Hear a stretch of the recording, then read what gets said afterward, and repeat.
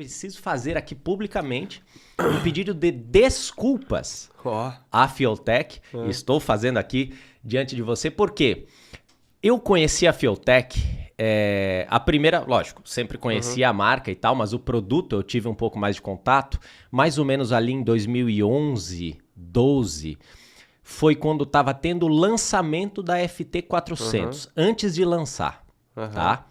E aí eu era muito cético porque, poxa, eu sempre vim do background de injeções originais. Sim, então, de reprogramar injeções originais, eu comecei no mundo automotivo com Eclipses, e ele tinha um tal de um DSM Link, que você trocava um EPROM, botava um EPROM que virava programável na porta OBD2, mudando os parâmetros desse original.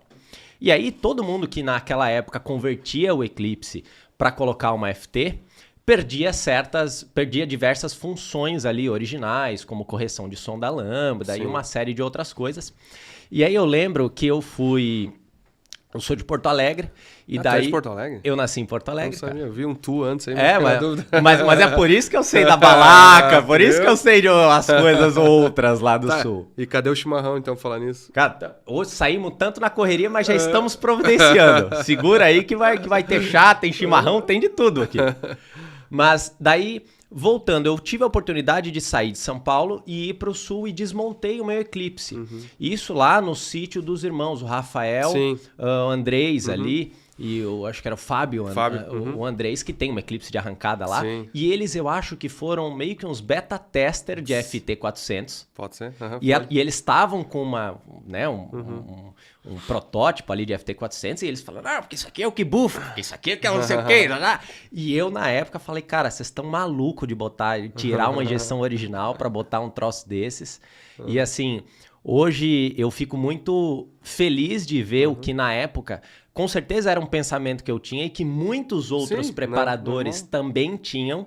E tu usou certamente que toda essa, eu não digo que negatividade, mas tudo isso que remava contra... Pra te potencializar e realmente... mas é isso que falta? O que é que falta? Porque preguiça tu não teve. Exatamente o que a gente falou. Ninguém nasce pronto, né? Então, por exemplo, o produto não ia nascer pronto com nível mundial, top mundial, né? A gente completou 20 anos ontem, né? Ontem a empresa fez aniversário de 20 anos.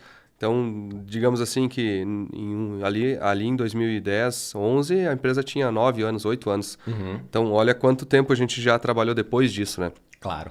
Mas é normal, assim, eu posso ter certeza que para mim, assim, para nós, muito da motivação foi, assim, tentar ver o lado positivo dessas críticas. Eu tentar ver o lado... Porque tu tinha razão, por exemplo. Tu tinha razão ali. Tinha muito menos recurso, por exemplo, do que em certos casos da injeção original.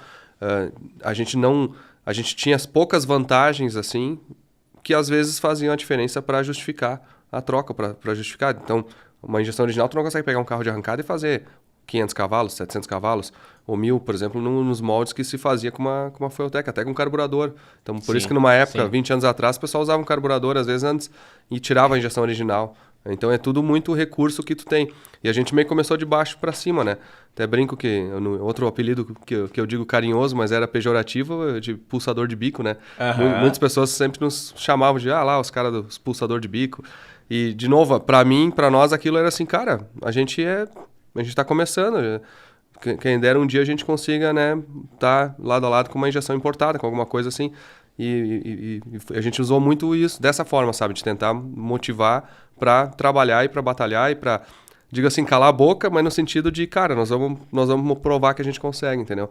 E se for pensar nesse nosso meio, muito do que a gente faz tem a ver com isso, assim, de duvidaram, diz que duvida, então a gente vai fazer. Então tem muito disso, essa é uma motivação muito forte, né, se for pensar.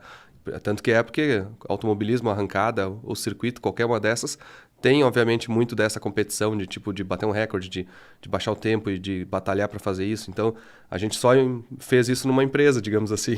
E nem sempre dá certo, né, na arrancada, cara. E assim, não é que não dá certo, mas o objetivo é aquele, mas para chegar lá, cara, tem que remar, né?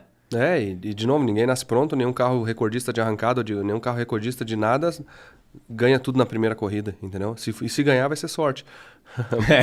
Porque senão, a normal é ter um caminho de aprendizado, ter um caminho... Tu também não nasceu sabendo acertar um carro, né? De maneira nenhuma. Tu cometeu erros, tu teve que aprender, tu aprendeu com o teu erro, entendeu? Se tu tivesse desistido no primeiro erro que tu fez, ou a primeira vez que tu cometeu um erro, tu não estaria aqui hoje, entendeu? Então...